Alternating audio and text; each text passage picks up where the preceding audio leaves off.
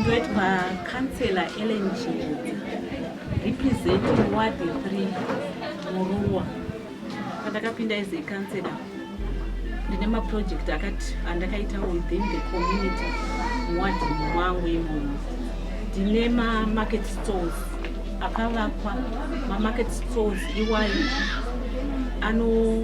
vanhu vanotengesa zvinhu zvefree market.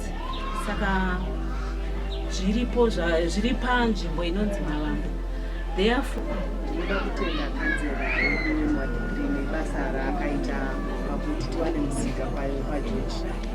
Vanhu vese varipo mumusika kushanda zvakanaka. Tine dambudziko remvura zvakanyanya, but takawedzera kuwanikwa kwemvura through kutrencha kwataita. Mvura taigona kuiwana from Ward 1, but taiwana toisa boho ikoko kuWard 1 iko.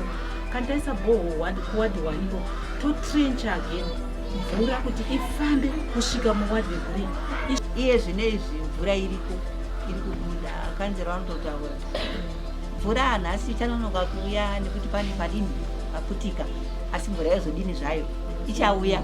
MuWard 3 tine 3 water points dzanowanikwa nadzo mvura, kuti madzimai haasisina dambudziko havafambe more than 500 meters kuti vanoita dambudziko rekutsvaka. Ndiri mutungamiriri kumvura, tinoita zvekukontrola pamvura. Saka patakasarudzwa kuve komiti inokontrola pamvura, paive nematambudziko homo aiwanikwa pasati pava nevatungamiriri. Paive nechallenge yekuti munhu wani anogona kuswera the whole day achichera mvura ari ega, vamwe vasingawani mukana wokuchera mvura. Uye paitika matambudziko ekuti vanhu vaipedzisira vakurwa vachitukana. Saka ndopakazofomwa komiti iyoyo yekuti vanhu vawane kuchera mvura zvakanaka.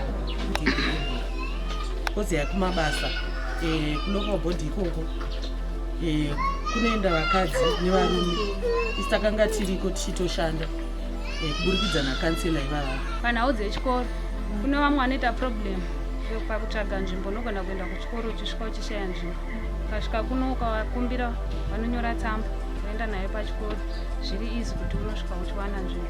Izvozvo phone number dzavo tinenge tinadzo, tiri free kana kuti wabata kana usiku, kana meme chimbabata mumusi usiku chida namba yekupolisi, watoprovide ine namba yekupolisi kuti ari paduty svondorweni ndiani kana pane dambudziko raitika munharaunda. Saka chikumbiro changu ndechekuti vamwe vakadzi ngatigone kusapotana kazhinji muzvigaro zvinenge zvichifanira zvinenge zvichidiwa nevamwe vakadzi. Ngatisapotane kuti tese tifambe mugwara rimwe chete. Tiripo pachirongwa chehealth takabatana nakanzera kuti tisange chirongwa ichochichi. Tanga taona nharaunda yedu kuti yakanga isisataridzike nezvina, and then vabva vatiunganidza semadzimai kuti tingaite sei nenharaunda yedu. Tobva tangotiwo mavolontiya ivo vakatibatsira kuti tikwanise kuwana zvikwanisiro zvokuti titange basa redu iroro. Besides kunonga mapepa, tine maoutbreak anenge achimbongoitika. Right now tanga tine COVID, saka tanga tiripo munharaunda kubatsirana nevamwe kuti tingadzivirire sei COVID. Ndakafarira ndichishedzwa neorganization inonzi fore. Yakandiitira zvakanaka, ikatidzidzisa kuti hapasi pose pamunongounganidza vanhu, edzai kucommunicata nevanhu zviri efficient, zviri effective. Why? Because munogona kushandisa social media. Social media inokurerutsirai. Takadzidziswa nyaya yeWhatsApp, tikadzidziswa nyaya yepafacebook, tikadzidziswa nyaya yepaTwitter.